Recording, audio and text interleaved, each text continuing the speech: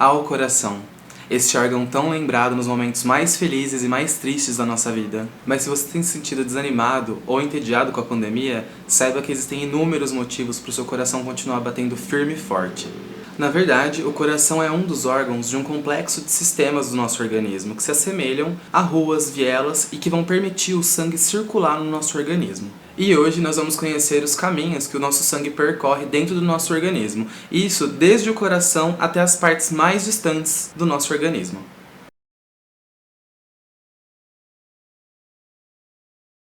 E para começar, o sistema circulatório é dividido em dois sistemas interligados, o sistema vascular sanguíneo e o sistema vascular linfático. E hoje a gente vai trabalhar o sistema vascular sanguíneo, para ter uma ideia de como são formadas essas veias, artérias e os vasos que percorrem o nosso organismo. E inicialmente a gente precisa saber do que elas são compostas e quais são as funções específicas de cada uma. De modo geral, os vasos sanguíneos eles possuem basicamente a mesma estrutura. Tem a túnica íntima, a média e a adventícia.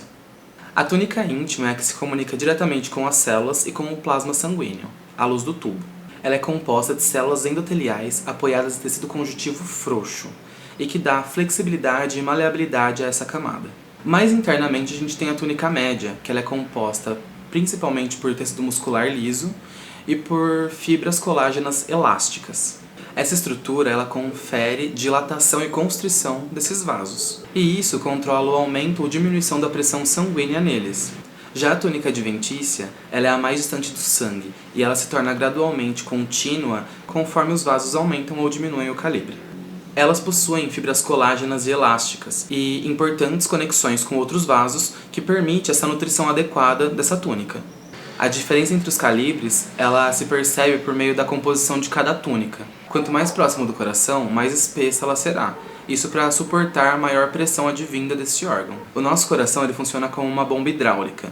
Isso significa que a pressão que é exercida dentro dos ventrículos para que o sangue passe e vá para os vasos tem que ser alta o suficiente para que ele percorra todo o nosso organismo.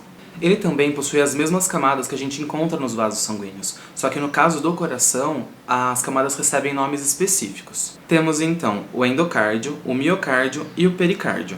Saindo do coração estão as maiores artérias do nosso corpo, no caso as artérias elásticas. Sua túnica íntima precisa ser muito reforçada, e com isso ela possui em sua formação então fibras elásticas específicas que formam a lâmina elástica.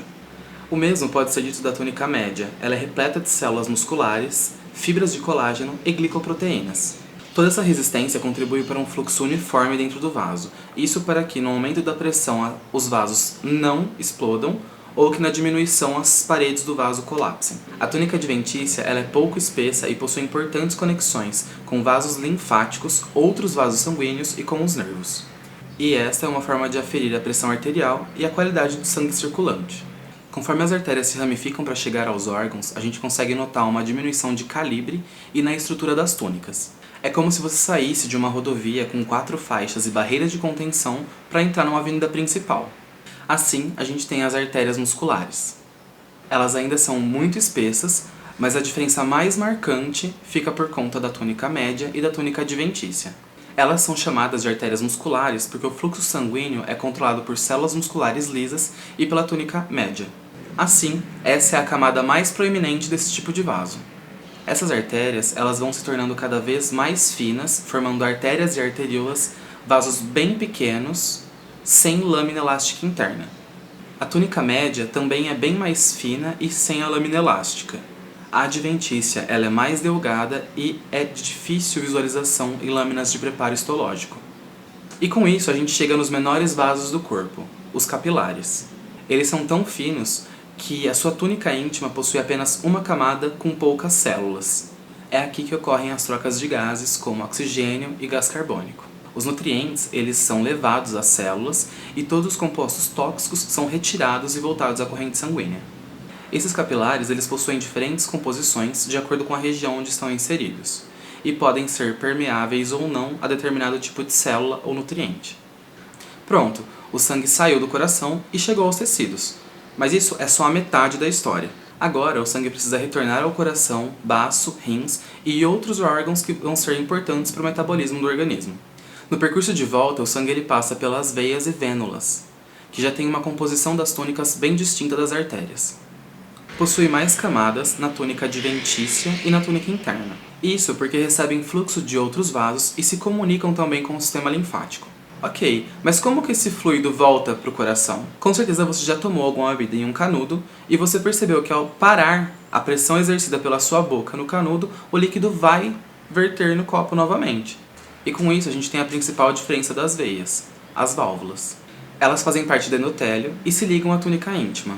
Logo, todo o sangue que passa por elas não consegue retornar. Esse é um dos principais mecanismos que garantem a circulação ser fechada e contínua. E assim, o sangue retorna ao coração. As veias vão se direcionando até o átrio direito, onde o sangue será bombeado aos pulmões para que seja possível a realização das trocas gasosas. Depois desse processo, o sangue retorna ao coração e reinicia seu caminho pelo corpo.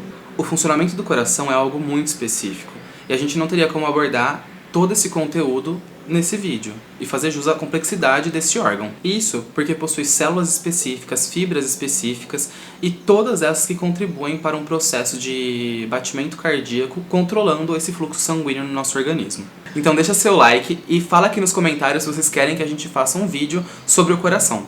Hoje a gente abordou com vocês o sistema vascular sanguíneo, mas isso foi só para dar um gostinho do que é esse sistema e de como ocorre o funcionamento dele no nosso corpo. Espero que vocês tenham gostado e que tenham compreendido um pouco mais desse sistema.